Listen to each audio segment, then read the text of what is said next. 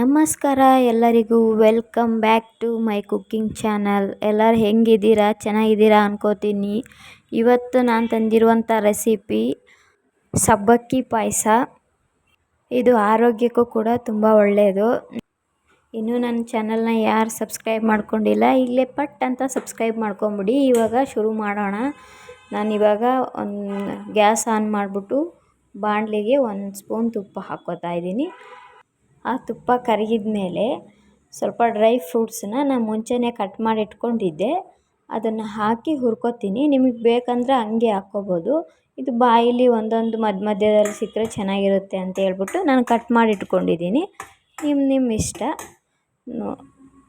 ನೋಡ್ಬೋದು ನೀವಿಲ್ಲಿ dry fruits ಎಲ್ಲ ಫ್ರೈ ಆಗ್ತಾ ಇದೆ. ಎಲ್ಲ ಚೆನ್ನಾಗಿ ಫ್ರೈ ಆದಮೇಲೆ ಅದನ್ನು ನೀಟಾಗಿ ತೆಗೆದು ಸಪ್ರೇಟಾಗಿ ಎತ್ತಿಟ್ಕೋತೀನಿ ಒಂದು ಬೌಲಿಗೆ. ನೆಕ್ಸ್ಟ್ ನಾನು ಅದೇ ಬಾಣಲಿಗೆ ಸ್ವಲ್ಪ ತುಪ್ಪನೂ ಉಳಿದಿರುತ್ತಲ್ಲ, ನಾನು ನೈಲಾನ್ ಸಬ್ಬಕ್ಕಿನ ಯೂಸ್ ಮಾಡ್ತಾಯಿದ್ದೀನಿ. ಇಲ್ಲಿ ಅಂಗಡೀಲಿ ಕೇಳಿದರೆ ಕೊಡ್ತಲ್ಲ ನೈಲಾನ್ ಸಬ್ಬಕ್ಕಿ ಕೊಡಿ ಅಂತ. ಅದನ್ನು 1 ಕಪ್ ಹಾಕ್ಕೊಂಡು ಅದನ್ನು ಚೆನ್ನಾಗಿ ಹುರ್ಕೋಬೇಕು. ಅದು ಉರಿತಾ ಇದ್ದಂಗೆ ಏನಾಗುತ್ತೆ, ಚಿಕ್ಕದಾಗಿದ್ದೆಲ್ಲ ಹುರಿದ್ಬಿಟ್ಟು ನೀಟಾಗಿ ದೊಡ್ಡದಾಗುತ್ತೆ. ದೊಡ್ಡದಂದ್ರೆ ಅಷ್ಟು ದೊಡ್ಡದಲ್ಲ. ಮತ್ತು ನಾವು ಒಂದು ಸ್ವಲ್ಪ ಹೇಳೋದು ಆಚೆ ಈಚೆ ಆಗುತ್ತೆ, ಆದಷ್ಟು ಅಡ್ಜಸ್ಟ್ ಮಾಡ್ಕೊಳ್ಳಿ. ನಮ್ಮ ಸಬ್ಸ್ಕ್ರೈಬರು, ನಾವು ವ್ಯೂವರ್ಸ್ ಎಲ್ಲ ಒಳ್ಳೆಯವರಿದ್ದಾರೆ. ನನ್ನ ಭಾಷೆ ಅರ್ಥ ಆಗಿಲ್ಲ ಅಂದ್ರೂ ಸ್ವಲ್ಪ ಅಡ್ಜಸ್ಟ್ ಮಾಡ್ಕೊಳ್ಳಿ. ನೋಡ್ಬೋದು ಎಲ್ಲ ಹುರಿದಿದೆ ಚೆನ್ನಾಗಿ ನೀಟಾಗಿ. ಅದನ್ನು ತೆಗೆದು ಒಂದು ಪ್ಲೇಟಲ್ಲಿ ಇಟ್ಕೋತಾ ಇದ್ದೀನಿ. ಪಾತ್ರೆ ಅಲ್ಲ. ಈಗ ಅದೇ ಬಾಣಲಿಗೆ ಸ್ವಲ್ಪ ಶಾವಿಗೆ ಹಾಕ್ಕೋತಾ ಇದ್ದೀನಿ. ಚೆನ್ನಾಗಿರುತ್ತೆ. ನಿಮ್ಮಿಷ್ಟ ಬೇಕು ಅಂದರೆ ಶಾವಿಗೆ ಹಾಕ್ಕೋಬೋದು, ಇಲ್ಲ ಅಂದರೆ ಸ್ಕಿಪ್ ಮಾಡ್ಬೋದು. ಅದೇ ಶಾವಿಗೆ ಒಂಚೂರು ತುಪ್ಪ ಹಾಕ್ಕೊಂಡು ಅದು ಗೋಲ್ಡನ್ ಕಲರ್ ಆಗೋವರೆಗೂ ಹುರ್ಕೋತಾ ಇದ್ದೀನಿ. ಶಾವಿಗೆ ಮೀಡಿಯಮ್ ಫ್ಲೇವಲ್ಲಿ ಚೆನ್ನಾಗಿ ಹುರ್ಕೊಂಡ್ರೆ ಟೇಸ್ಟು ಚೆನ್ನಾಗಿರುತ್ತೆ. ಅದು ಹುರಿದಿದ್ದಾಯಿತು. ನೋಡ್ಬೋದು ಅದೇ ಪ್ಲೇಟಿಗೆ ಎತ್ತಿಟ್ಕೋತಾ ಇದ್ದೀನಿ. ಇವಾಗ ನೆಕ್ಸ್ಟು ಅದೇ ಬಾಣಲಿಗೆ ನಾನು 3 ಕಪ್ ನೀರು ಸೇರಿಸ್ಕೋತಾ ಇದ್ದೀನಿ. ನೋಡಿ, ನನ್ನದು ನೋಡಿಬಿಟ್ಟು ಹಂಗೆ ಹೋಗ್ಬೇಡಿ, ಆದಷ್ಟು ಸಬ್ಸ್ಕ್ರೈಬ್ ಮಾಡ್ಕೊಂಡು ಹೋಗಿ. ಇನ್ನು ಹೆಚ್ಚೆಚ್ಚು ವಿಡಿಯೋಗಳು ಬರ್ತಾ ಇರ್ತವೆ ನಿಮಗೋಸ್ಕರ.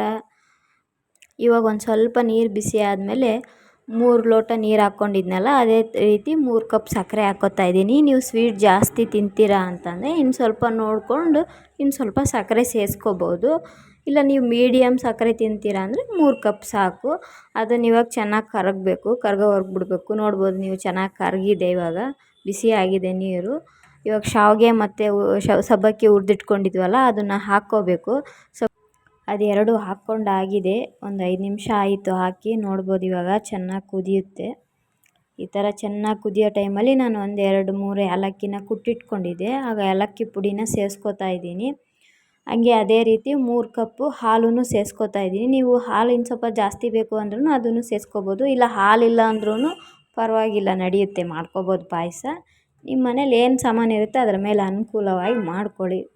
ನೆಕ್ಸ್ಟ್ ಇವಾಗ ಅದನ್ನೆಲ್ಲ ನೀಟಾಗಿ ಕರಗಿಸ್ಬಿಟ್ಟು ಇದಕ್ಕೆ ನಾನು ಸ್ವಲ್ಪ ಬಾದಾಮಿ ಪೌಡ್ರನ್ನ ಹಾಕ್ಕೋತಾ ಇದ್ದೀನಿ. ಇದೂ ಕೂಡ ನಿಮ್ಮದು ಆಪ್ಷನಲ್.